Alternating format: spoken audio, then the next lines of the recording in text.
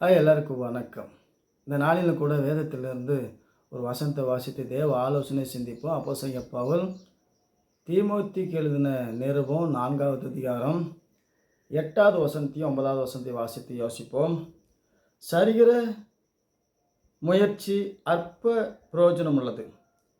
தேவ பக்தியானது இந்த ஜீவனுக்கும் இதற்கு பின்வரும் ஜீவனுக்கும் வாக்குத்தத்தம் உள்ளதாகையால் எல்லாவற்றுக்கும் பிரயோஜனம் உள்ளது. இந்த வார்த்தை உண்மையுள்ள எல்லா அங்கீகரிப்புக்கும் பாத்திரம் உள்ளது. சரீர முயற்சி அற்ப பிரயோஜனம் உள்ளது.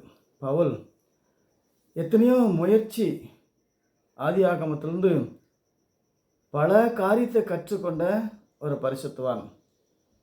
கடைசியில் ஸ்தேவானை கொலை பண்ணி சரீர முயற்சினால் தேவனுடைய கோபத்துக்கு ஆளாகி கண்ணை இழந்து மறுபடியும் தன்னை தேவனுக்கே தந்து என்னுடைய சரீர முயற்சி அற்ப பிரயோஜனமானது, வேத வசனமானது, வாக்கு தத்தமானது இந்த ஜீவனுக்கும் இனி ஒரு ஜீவனுக்கும் பிரயோஜனமுள்ள வாக்கு தத்தம். ஆகவே இந்த வார்த்தை எதற்காகனா இந்த ஜீவனுக்கும் இனி ஒரு ஜீவனுக்கும். இந்த ஜீவன் அற்ப பிரயோஜனமானது. மாதத்தில் கடைசி நாளில் யோசிக்கிறோம், 1ஆம் தேதி வந்தோடனே சம்பளம் வரும், சந்தோஷம் வரும், எல்லாம் வரும், நினச்சதெல்லாம் வரும். ஆனால் நினச்ச மாதிரி வாழ்க்கை வருமா? வராது. பூமி அதிர்ச்சி வரும், அக்னி மேலே வந்து சுட்டெரிக்கும். இயற்கையில் என்ன செய்ய முடியும்? இந்த சரீர முயற்சி அற்ப பிரயோஜனம் உள்ளது. தேவனுடைய வாக்கு தத்துவம் விசுவாசமானது இந்த ஜீவனுக்கும் இனி ஒரு ஜீவனுக்கும் பிரயோஜனம் உள்ளது. ஆகவே இதை புரிஞ்சு இந்த மாதம் முழுசும் தேவனை சார்ந்து வாழணும். அடுத்த மாதம் முழுசும் வாக்கு தத்துவத்தை சார்ந்து வாழணும். தேவனை சார்ந்து வாழ்கிறது தான் பிரயோஜனமான காரியம். ஆகவே தேவனுடைய வாக்கு தத்துவமானது இம்மைக்கும் மறுமைக்கும். இம்மைக்கு ஒரு இமைப்பொழுதில் வாழ்க்கை முடிஞ்சிடும். போன மாதம் முழுசும் செஞ்சுட்டு தான் செய்வோம், அடுத்த மாதமும் அதான் செய்வோம்.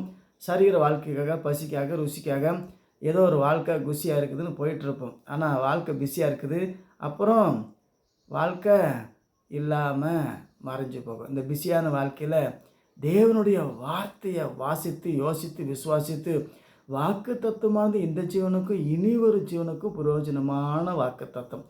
தேவன் தந்தார், இந்த ஜீவனும் தேவன் தான் தந்தார். இனி ஒரு ஜீவன் நமக்கு முன்னாடி வைக்கப்பட்டுள்ளது. அதவே நாம் அதை விசுவாசிக்கலாம், விசுவாசிக்காமல் கூட மரித்து போகலாம். என்ன பண்ண போகிறோம்? சாக போகிறோம். சாகாத வாழ்க்கை உண்டு, சாவுக்கு பின்னாடி, அது சாவுக்கு முன்னாடியே அறிஞ்சிக்கணும். அதுக்காகத்தான் இந்த வாக்கு தத்துவம் இனி வரும் ஜீவனுக்கு பிரயோஜனமாக இருக்கிறது. ஆகவே இந்த ஜீவனுக்கு இயேசு வேண்டாம், பைபிள் வேண்டாம், சர்ச்சை வேண்டாம், ஆன்மீகம் வேண்டாம், வழிபாடு வேண்டாம். எல்லாம் வேலை செஞ்சால் எல்லாம் வருது. என்ன வருது? மரணம் தான் வருது, வேறு ஒன்றும் கிடையாது. மரணத்துக்கு பின்னாடி மரணம் இல்லாத வாழ்க்கை உண்டு. அதனால தான் இந்த ஜீவனுக்கும் இனி வரும் ஜீவனுக்கும். இந்த ஜீவன்லேயே எத்தனையோ மக்கள் இருந்தும் இல்லாமல் போகிறார்கள். சடுதியான பல காரியங்கள். ஆகவே இந்த பூமியிலையும் தேவன் தான் நம்மளை பாதுகாக்கணும். இனி வரும் பரலோக ராஜ்யத்தில் நித்தியமாக இருப்பதற்காக தேவன் நமக்கு ஒரு ஜாய்ஸ், ஒரு வாய்ஸ், ஒரு வாக்கு தத்துவம் வைத்திருக்கிறார். அதை நாம் சுதந்திரித்து கொண்டு அதை விசுவாசித்து இந்த பூமியில் ஒன்றும் கொண்டு வந்ததில்லை, ஒன்றும் கொண்டு போவதில்லை. நமக்கு தேவன் வரத்துக்கு முன்னாடி எல்லாம் ஆயத்தப்படுத்தினால் இதை அனுபவிச்சுட்டு நம்ம நரகத்துக்கு போகாதபடி தேவனுடைய பரலோக ராஜ்யத்துக்கு போக முடியாது. தேவனே வந்து மரித்து உயிர்த்து நமக்கு வழி வாசலாக இருக்கிறார். ஆகவே இந்த வாக்கு தத்துவமானது இந்த ஜீவனுக்கு அற்ப பிரயோஜனமானது. சரீர முயற்சி அற்ப பிரயோஜனம்.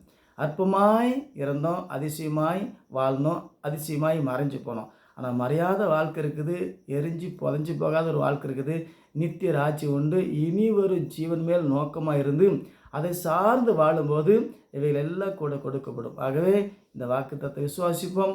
தொடர்ந்து தேவனோடு இருந்து தேவனுடைய வார்த்தையை விசுவாசித்து நித்திய ராஜ்யத்தை சுதந்திரிப்போம். கர்த்தர் உங்களுக்கு ஆலோசனை தந்து வர நாட்களையும் சுகம் பலனை தந்து ஆசீர்வாதத்தை ஐஸ்வர்யத்தை தந்து நித்திய ராஜ்யத்தை சுதந்திரிக்க தேவன் நம்ம கையில் சுதந்திரமாய் கொடுத்துருக்கிறார். நாம் யோசிக்கணும், வாசிக்கணும், விசுவாசிக்கணும். காற்றை எப்படி சுவாசிக்கிறோமோ அதே போல் கர்த்தரை விசுவாசிக்கணும், அவரை சுவாசிக்கணும், அவரோடு வாழ கற்றுக்கொள்ள வேண்டும். கர்த்தர் உங்களை ஆசீர்வதிப்பார். மீண்டும் சந்திப்போம். வணக்கம்.